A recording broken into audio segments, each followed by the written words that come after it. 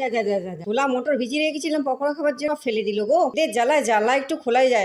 আজকে চায়ের সঙ্গে বিকেলবেলা দুর্দান্ত একটা পকোড়া বানাবো। পকোড়া বানাবার জন্য কাবলি ছোলা 3-4 ঘন্টা ভিজিয়ে রেখেছি, ফুলে ঢোল হয়ে গেছে। 3টে সিটি মেরে নিই, 2 থেকে 3টে সিটি মারবে, বেশি মারবে না, সেদ্ধ হয়ে গেলে একদম ঘ হয়ে যায়। সদ্য চাল ভিজিয়ে রেখেছি, সদ্য গুঁড়িয়ে নিই, চালটা খুব মিহি করে বাটি, একটু দানা দানা ভাব রেখেছি, যেন মুখে পড়লে খেতে ভালো লাগে। চালের গুঁড়ি নিলাম, বেসন নিলাম, এরকম লঙ্কার গুঁড়ো, বিন নুন, মানে একটু ফুড কালার, লেবু রস, কাবলি ছোলাগুলো দিয়ে ভালো করে মেখে নেব। অল্প জল দিয়ে, বেসন কম মনে হচ্ছিল, আবার একটু বেসন দিলাম, হালকা তেলে ভেজে নেবো একটা একটা করে। এর মধ্যে একটা একটা করে ছাড় লাল লাল মুচমুচি করে ভেজে নেবো। লঙ্কা ভেজে দিয়ে দিলাম, চাইলে রসুন দিতে পারো, রসুন ভাজা দিতে পারো। শ্রাবণ মাসের শনিবার চলছে, আজকে আমাদের নিরামিষ, রসুন খাবো না। কোনো শনিবার হলে দিদি বেলা চায়ের সঙ্গে টিভি দেখতে দেখতে মনমট করে বসে বসে এনজয় করে খাবো। খরচাও কম লাগে, টাইমও কম, খুব মুখরোচক, খেতেও ভালো লাগে। বিকেলবেলা কিন্তু হুটমাট কিছু খেতে ইচ্ছে করলে তবেই কিন্তু চটপট কিন্তু বানিয়ে পকোড়াটা খাওয়া যায়। তোমরাও কিন্তু খেয়েও, কিন্তু কাবলি ছোলার পকোড়াগুলো কিন্তু দুর্দান্ত খেতে হয়। বন্ধুরা আমার কোথা থেকে দেখছো, কোন প্রান্ত